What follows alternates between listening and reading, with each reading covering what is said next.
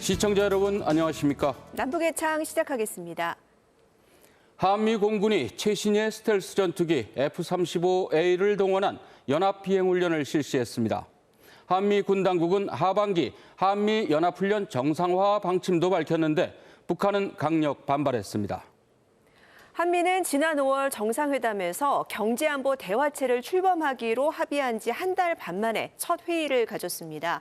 미국은 또 한국, 일본, 타이완이 참여하는 반도체 동맹도 제안했는데 중국의 반발도 예상됩니다.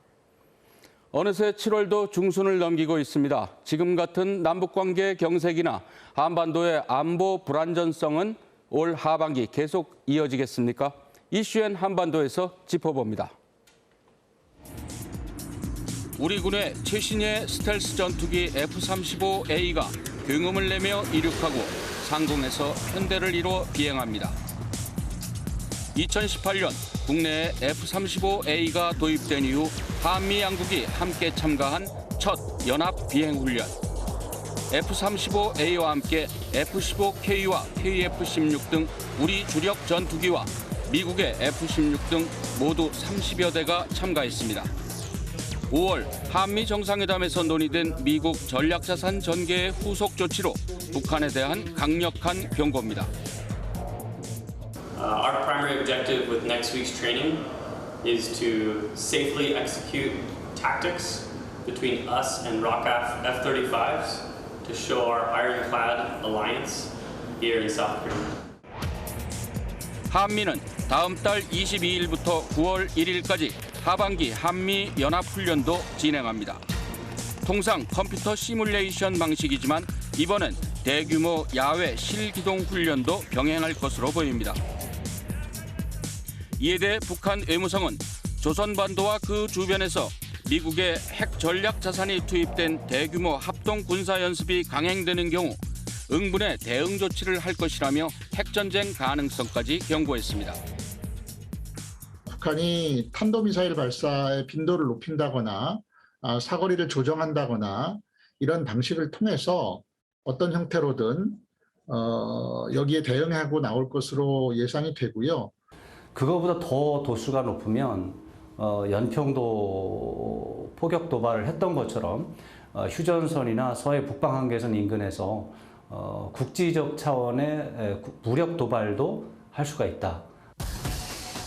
실제로 북한은 10일 방사포 2발을 발사했고 다음 날에도 서해상으로 재래식 방사포 1발을 추가 발사했습니다. 국가안보실은 재래식 방사포의 경우 정부 차원에서 발표하지 않는다면서도 북한의 추가 발사 가능성에 대비해 상황을 예의주시하고 있다고 밝혔습니다. 한미 두 나라는 한미 동맹의 범위를 경제안보 등으로 확장하는 데도 힘을 쏟고 있습니다. 최근엔 경제안보 대화를 처음으로 열었고요. 필립 골드버그 신임 주한 미 대사는 포괄적 전략동맹으로의 확대를 재확인했습니다. 여기에다 미국은 칩4 동맹, 이른바 반도체 동맹을 추진하며 우리 정부의 참여 여부를 다음 달까지 알려줄 것을 요청한 것으로 전해졌습니다. 필립 골드버그 신임 주한 미국 대사가 박진 외교부 장관을 반갑게 맞습니다. 골드버그 대사가 박 장관을 예방한 지 하루 만에 이번에는 박진 장관이 미 독립기념일 행사를 축하하기 위해 미 대사관저를 찾은 겁니다. 골드버그 대사는 축사에서 경제와 에너지 안보 협력 강화, 공급망 확보와 첨단 기술 협력을 주요 과제로 꼽았습니다. We'll continue to expand the ironclad security alliance we've built over nearly 70 years and our network of existing economic partnerships to create something new, a comprehensive strategic alliance firmly rooted in the shared values of promoting democracy, rule of law, and human rights. 골드버그 대사는 2009년부터 2010년까지 미 국무부의 유엔 대북제재 이행 담당 조정관을 맡아 북한의 2차 핵실험에 맞서 유엔 대북제재 결의 1874호의 이행을 총괄했습니다. 상원 인준청문회 당시에도 북한을 불량 정권으로 규정하며 불가역적인 비핵화 CVID를 언급했습니다. 미국과 서방 국가들이 별도의 대북 제재 결의안을 작성했지만 이것 또한 중국과 러시아의 반대로 진행이 되지 않고 있죠. 그렇기 때문에 대북 제재의 실무 경험을 갖고 있는 골드버그 대사가 이러한 상황에서 북한을 가장 아프게 할 수 있는 스마트한 그 제재의 방안들을 만들어내는 것이 신임 주한미 대사에게 부여된 가장 큰 과제 중에 하나다. 한미 두 나라의 경제안보 대화도 백악관에서 처음 열렸습니다. 산업 분야의 공급망 구축, 반도체와 배터리 분야 협력, AI, 인공지능 협력 등을 논의한 것으로 알려졌습니다. 또 미국은 최근 반도체 공급망을 활용해 중국을 견제하기 위한 이른바 칩4 동맹에 참여할지 우리 정부에 8월 말까지 알려달라고 요청한 것으로 전해졌습니다. 칩4 동맹은 미국, 한국, 타이완, 일본의 반도체 협력을 강화하는 구상인데 미국의 대중국 견제 의도는 물론 타이완이 포함되어 있어 중국의 격렬한 반발이 예상됩니다. 동전의 양면처럼 이러한 상황에서는 한중 관계에 대한 우려의 목소리도 있을 수가 있는데요.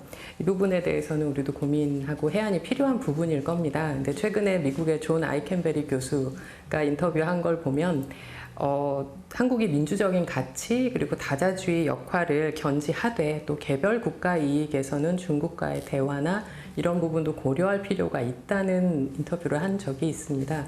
이런 부분에서는 시사점도 있을 수 있겠죠. 다만 중국이 아직은 한미동맹 강화 움직임에 신중하게 대응하는 모습입니다.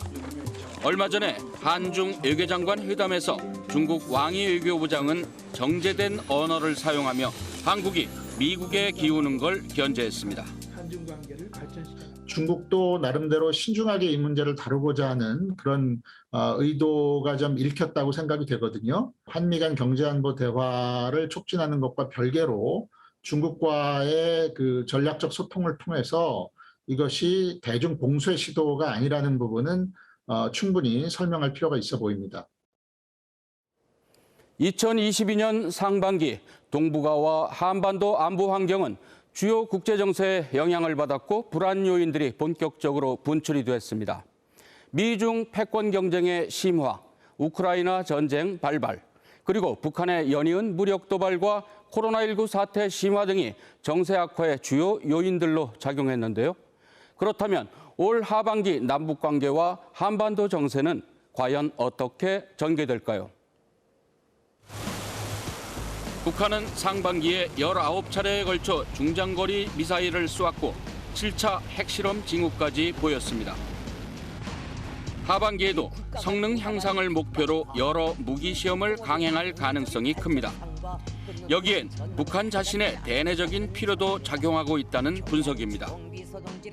코로나 때문에 봉쇄가 되고 또 그 주변 중국과 러시아와 물론 우호적인 관계이지만 직접적으로 도움이나 지원을 얻기 굉장히 어려운 시스템인 걸 보면 경제적 성과를 얻기 어려운 때에는 다른 부분의 성과, 즉 군사력 강화라고 하는 유일한 성과를 추구하는 쪽으로 가지 않을까.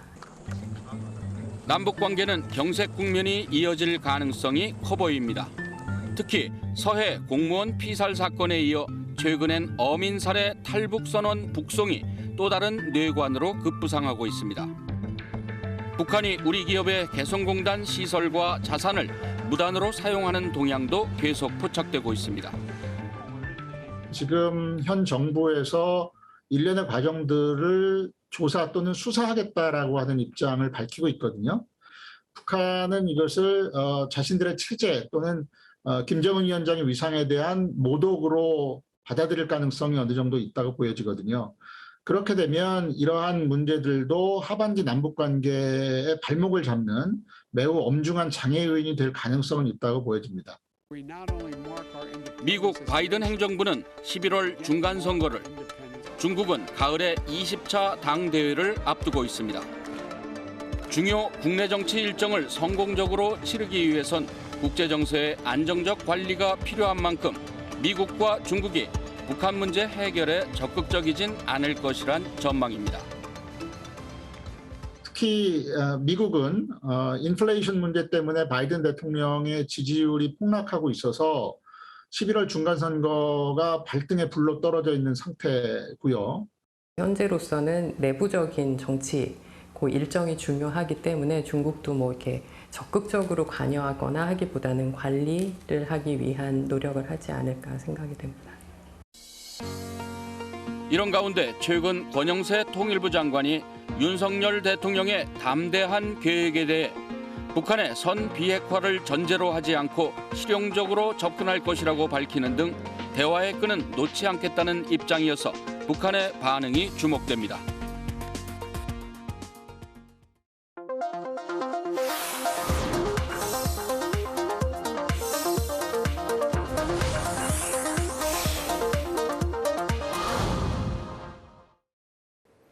지난 8일 아베 전 일본 총리가 총격을 받고 숨졌습니다. 아베 전 총리는 현직에서 물러나고도 막강한 영향력을 행사했던 인물이었는데요. 그래서 그의 사망은 일본 정치에 큰 파장을 불러오고 있습니다. 네, 아베 전 총리는 생전에 납북 일본인 문제 등을 해결하기 위해 적극 행보를 보였던 대표적인 우파 정치인이었는데요. 기시다 후미오 현 일본 총리는 아베 전 총리의 유지를 이어가겠다는 입장을 밝혔습니다. 아베 전 총리의 피격 사망에 대해 북한은 조의는 물론이고 아예 사망 소식조차 전하지 않은 채 침묵하고 있습니다. 20년 가까이 표류하고 있는 북일 관계. 아베 전 총리 사망 이후 어떤 변화가 있을지 클로즈업 북한에서 짚어봅니다. 강단에 올라 선거 유세에 나선 아베 신조 전 일본 총리. 갑자기 뒤에서 흰 연기가 퍼지더니 두 차례 총소리와 함께 그대로 쓰러졌다. 아베 전 총리는 피격 직후 병원으로 긴급 이송됐지만 끝내 숨을 거두었다. 誠に残念であり、言葉もありません。心よりご冥福をお祈りしたいと思います。 일본 역사상 최장수 총리의 사망. 일본 열도는 물론 세계 각국 지도자들도 충격을 감추지 못했다. 애도의 물결도 이어졌다. 윤석열 대통령은 아베 전 총리의 분향소를 직접 찾아 조문했고 유족과 일본 국민들께 깊은 위로의 뜻을 표합니다. 바이든 미국 대통령 역시 조화를 들고 주미 일본 대사 관저를 찾았다. 우크라이나 전쟁으로 일본과 대립각을 세웠던 러시아의 블라디미르 푸틴 대통령, 중국의 시진핑 국가주석도 조의를 전했다. 김성은 동지께서 민족 최대 추모의 날에 즈음하여 금수산 태양궁전을 찾으시었습니다. 아베 신조 전 일본 총리의 사망 당일 김정은 국무위원장은 할아버지 김일성 주석 사망 28주기를 맞아 시신이 안치된 금수산 태양궁전을 참배했다. 공교롭게도 김일성 주석과 같은 날 아베 전 총리는 숨졌는데 북한은 그의 사망 소식도 전하지 않고 공식, 비공식 반응도 없이 침묵하고 있다. 현재 북한이 생각하는 주변 정세의 인식 혹은 북일 관계라는 것을 고려해 봤을 때 당장 관계 개선의 가능성도 낮다고 생각하고 북한에게도 커다란 메리트가 현재는 없습니다. 그렇기 때문에 아베 총리의 사망에 대해서 조의를 표명하거나 혹은 비판을 하거나 할 가능성은 별로 없다고 생각합니다. 북한과 아베 전 총리와의 악연은 2002년 제1차 북일 정상회담으로 거슬러 올라간다. 북한과의 관계를 정상화하겠다는 강력한 의지를 가지고 평양을 찾은 고이즈미 주니치로 당시 일본 총리. 대북 강경패였던 아베 전 총리도 관방장관 자격으로 동행했다. 고이즈미 총리는 국교 수교 의지를 강력히 피력하며 과거사 보상을 약속했다. 통절한 반성과 마음속으로부터의 사죄의 뜻을 표명하였다. 북한 역시 미사일 시험 발사 유예 약속과 함께 납치자 문제를 시인했다. 同委員長は過去に北朝鮮の関係者が行ったことを率直に認め、遺憾なことでありお詫びすると述べました。 납북됐던 일본인 5명이 24년 만에 귀국했고 수교 회담도 급물살을 타는 듯 보였다. 皆さん会えて嬉しいです。本当にありがとうございます。 그러나 일본은 일시 귀국이라는 조건을 돌연 파기하고 납치 생존자 5명을 북한에 돌려보내지 않겠다고 주장한다. 그 중심엔 아베 전 총리가 있었다. 家族も含めての全員の帰国です。そしてまた亡くなったと言われている方々についてもですね、情報材料を提出をするようにと。 여기에 북한에 대한 신뢰를 깨는 요코다 메구미 사건이 터진다.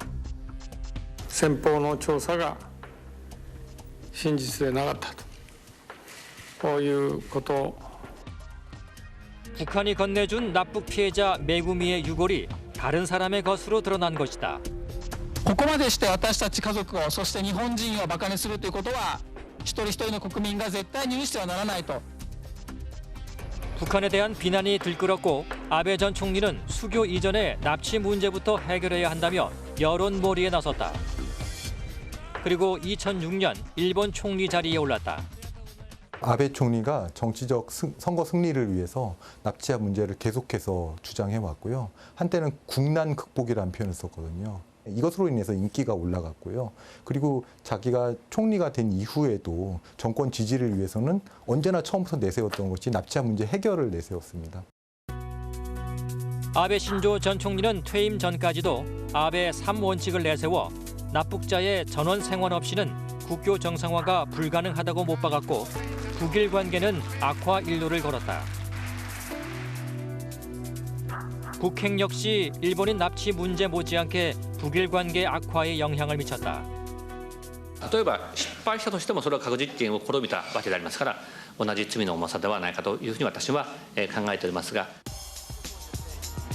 2006년 북한의 1차 핵실험 당시 아베 총리는 독자적인 대북 제재를 결정했고 이후에도 잇따른 핵미사일 도발에 강경하게 대응했다.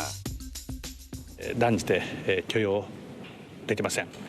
強く抗議しなければならないと思っています。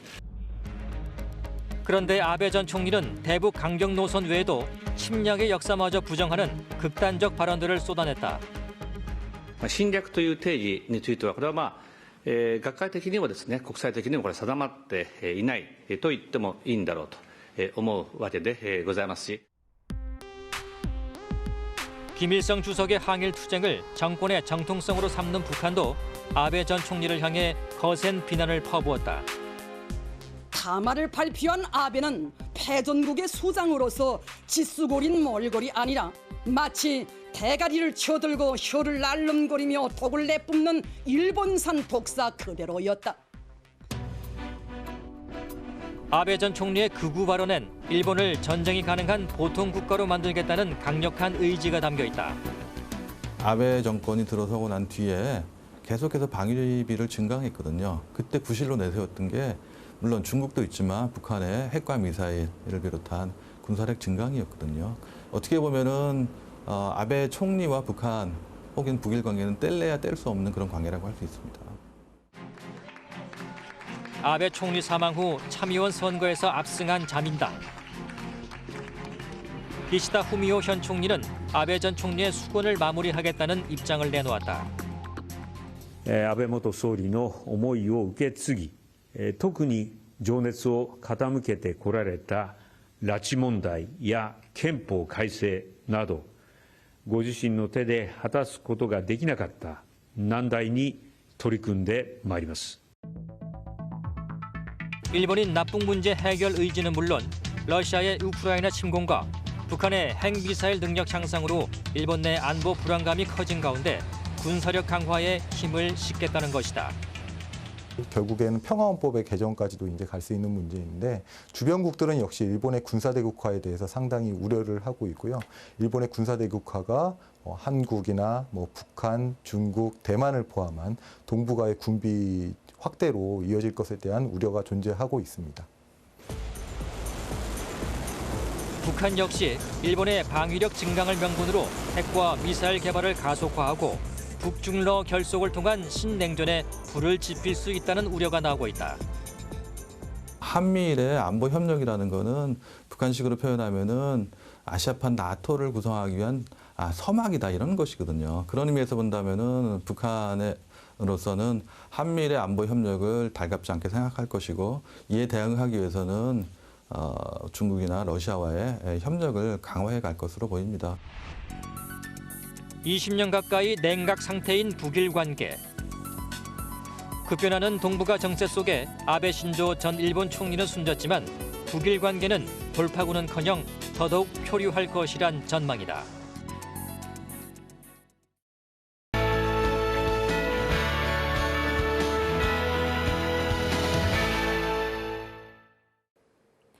지구촌 기후변화, 이상기후로 인한 자연재해는 북한에도 예외 없이 매년 일어나고 있습니다. 가뭄에 이어서 장마철 집중호우로 물난리까지 겹친 북한에서는 올해도 식량난이 더 심해질 걸로 보이는데요. 이상기후 속에서 어떻게 하면 알곡 생산을 더 늘릴지 노심초사하는 북한의 모습 함께 보시겠습니다. 장마철 폭우에 이어 불볕더위가 찾아오더니 이번에 또 기습폭우가 쏟아집니다. 3주간 이어지는 종잡을 수 없는 날씨 변화에 북한의 기상수문국과 국가비상재해위원회도 분주합니다. 국가비상재해위원회에서는 재해성 기상 정보 자료들을 모든 부문, 모든 단위들에 시급히 통보해 주는 것과 함께 위기 대응지를 보다 책임적으로 하기 위한 대책을 세우고 있습니다. 최근 몇 년 새 재해성 이상기후가 반복되면서 북한 당국도 촉각을 곤두세우고 있는데요. 지난해엔 김정은 위원장이 직접 재해성 이상기후를 언급하며 기후변화 위기감을 표출했습니다. 세계적으로 재해성 기상 현상이 우심해지고 있고 우리나라에도 그 위험이 닥쳐들고 있는 상황에서 여기에 첫째가는 주목을 돌려야 한다고 말씀하셨습니다. 이를 반영하듯 조선중앙TV는 세계 각국의 이상기후 현상들과 기상변화에 맞는 과학적인 농사체계를 전합니다. 노동신문은 재해성 기후로 인한 피해를 막는 건 중대한 정치적 사업이라고 강조하는데요. 특히 만성적인 식량난 때문에 농업 부문에서 빈틈없는 대책을 세울 것을 주문합니다. 이와 함께 홍수 피해에 맞서 다수학 성과를 이루기 위해 분투하는 주민들의 노력을 치켜세우는데요. 하늘이 몰아온 재앙은 모든 것을 쓸어버리려고 했지만 이 땅을 지켜선 주인들의 신념만은 한치도 흔들어 놓을 수 없었습니다. 현장에선 농장원들이 이상기후에 맞서 논의 물기를 정비하며 알곡 지키기에 온 힘을 쏟습니다. 건이 들어올 때는 넘벼 뿌리 활성을 높여주고 이 장마 시기에는 넘물을 빨리 뽑아서 넘벼가 물에 잠기지 않게 하고 있습니다. 북한은 대내외적으로는 식량 자력 갱생을 내세우고 있지만 유엔은 북한을 외부 식량 지원이 필요한 국가로 재지정했습니다. 되풀이되는 자연재해 속에 쌀떡도 지키고 민심도 지키려는 필사적인 전력 투구는 계속될 걸로 보입니다. 네, 흔히 7, 8월 삼복 무더위라고 하죠. 복날이 오면 더위에 지친 몸 보신을 위해서 우리는 삼계탕 같은 걸 많이 먹는데요. 북한 주민들도 복날에는 특별한 보양식을 찾는다고 합니다. 북한 주민들이 여름 무더위에 즐겨 찾는 기력 보충 음식 어떤 것들인지 함께 보실까요? 수족관을 가득 채운 물고기들. 펄떡펄떡 뛰어오르는 모습이 예사롭지 않은데요. 오늘의 요리 재료 메기입니다. 여기 평양 태동강 수산물 식당에서 누구나 좋아하고 또 우리 가정주부들이 집에서 즐겨 해먹는 메기탕을 만들어 보겠습니다. 조선중앙TV는 여름에 먹으면 좋을 음식 요리법들을 공개했는데요. 대동강 수산시장에서 인기몰이 중이라는 메기탕부터 시원한 오이김치를 비롯한 오이 요리와 함께 영양 보충에 탁월하다는 과일 잣즙 냉채까지 남녀노소 즐겨 먹을 수 있는 음식들이 눈길을 끕니다. 북한도 우리처럼 삼복이면 보양 음식을 많이 찾는데요. 무엇보다 단고기로 불리는 보신탕으로 이열치열 더위를 다스린다고 합니다. 더운 곳으로서 더운 곳을 다스린다고 하면서 가장 더운 때인 삼복철에 뜨끈한 단고기를 먹음으로 해서 만병을 물리친다고 일러왔습니다. 우리는 북한의 대표 여름 음식하면 흔히 옥류관 평양냉면을 떠올리지만 실은 원산 조개밥을 비롯해 닭곰, 육개장과 같은 보양 음식이 기력 보충에 탁월해 인기가 많습니다. 이처럼 무더위에 몸에 좋은 음식을 찾는 건 남북이 같지만 평소에 먹는 게 부족한 북한은 복날 음식을 좀 더 보약처럼 여긴다고 합니다. 북한 사람들이 생각하기에도 여름철 보약으로는 최고다 하고 그렇게 하고 한국에서는 삼계탕이라고 하지만 북한에서는 닭곰이라고 해요. 우리가 뭐 소고기 뼈를 구워 먹는다 이런 말 하잖아요. 그것처럼 닭곰이라고 하는데 시종 일간 몸을 좀 보한다는 느낌으로 개고기랑 닭곰을 주로 많이 먹죠. 한여름 무더위 속 지친 일상의 음식으로 활력을 만드는 북녘의 여름 복날. 우리와 많이 비슷하기도 하고 한편으로는 살짝 다르구나 싶기도 합니다. 지금까지 요즘 북한은이었습니다.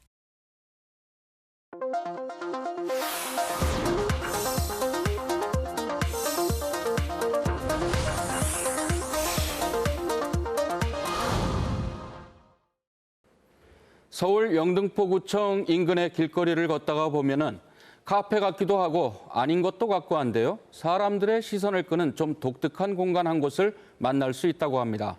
네, 다음역이라는 이름표가 붙었는데요. 북한 출신들을 포함해서 청년들이 함께 모이는 곳이라고 합니다. 이하영 리포터가 여기 다녀오셨다고요? 어떤 곳인가요? 네, 나이도 하는 일도 다른 다양한 청년들이 모인 곳이었는데요. 통일을 주제로 한 강연이나 토론회도 하고요. 함께 DMZ 탐방도 한다고 합니다. 그런데 왜 거기 이름이 다음역이죠? 네, 한반도가 통일이 되면 주역이 될 다음 세대, 즉 청년 세대가 각자의 위치에서 통일을 위해 무엇을 어떻게 할 수 있을지 고민해보자 하는 취지에서 그런 이름을 붙였다고 합니다. 그럼 함께 다음역으로 가보시죠. 기찻길이 아닌 서울 길거리에 위치한 다음역.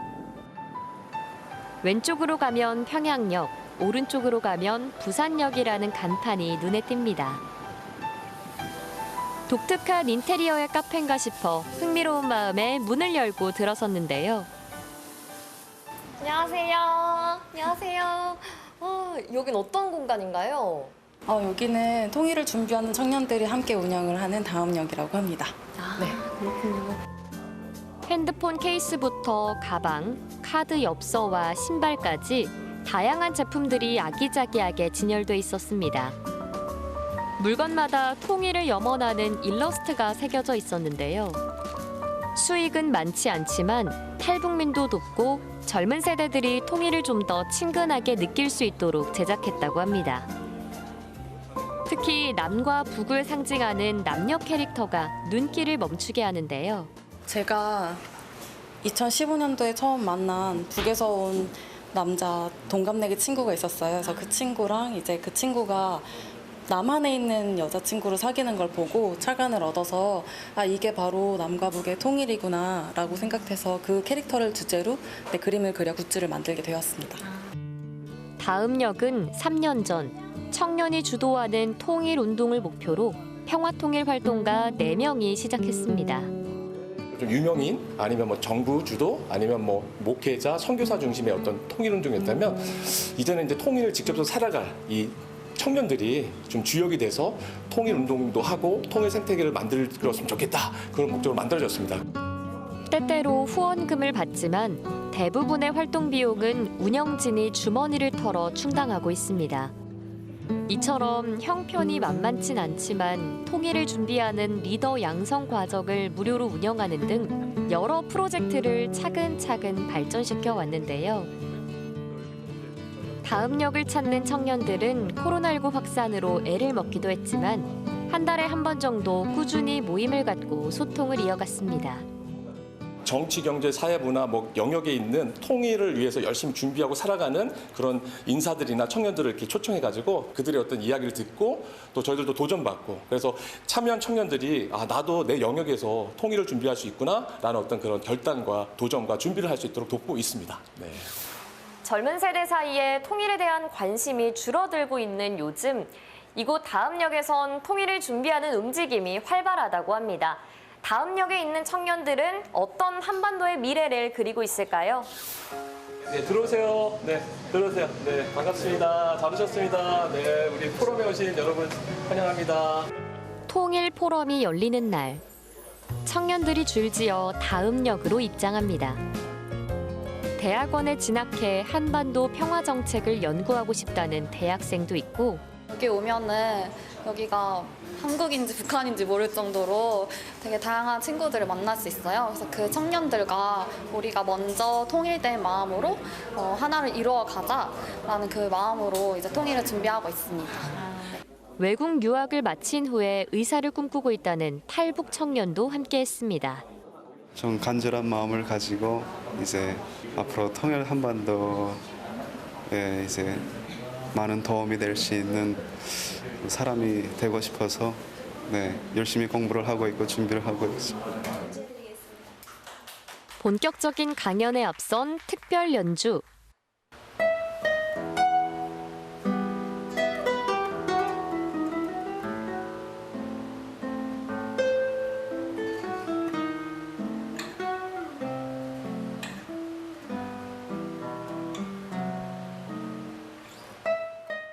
고향 함흥을 떠나온 지 11년 됐다는 은지 씨.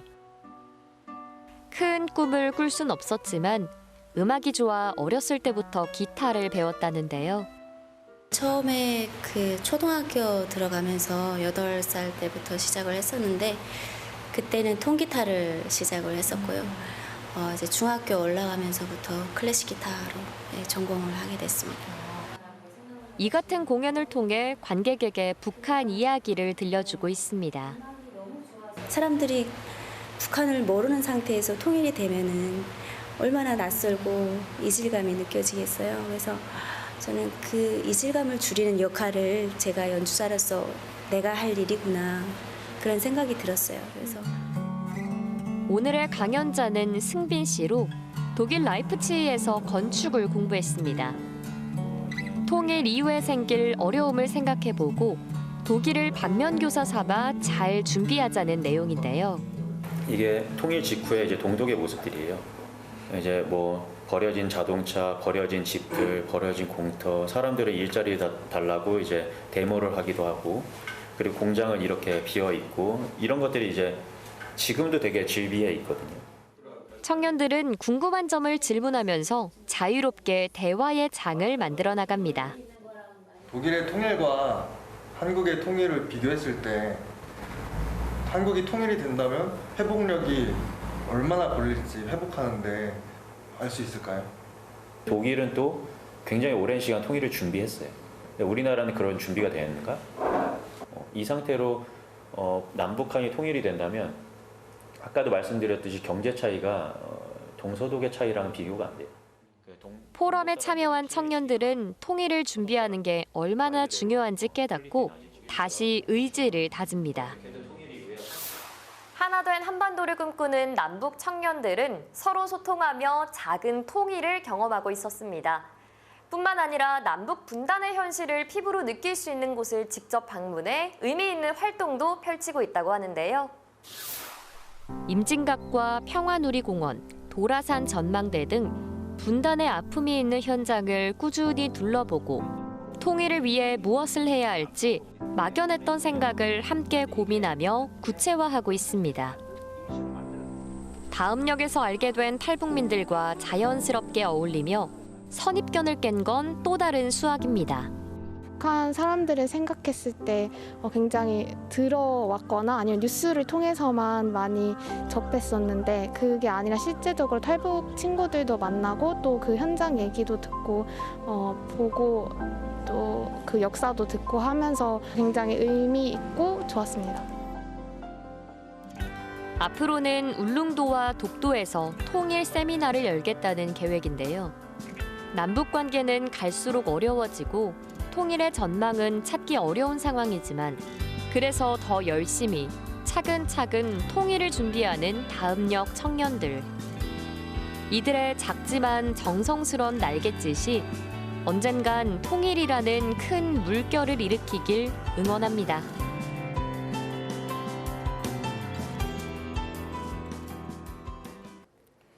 북한의 이른바 1등 배우작감을 고르는 기준으로 열대 매기, 손오공 이런 말이 있다는데요.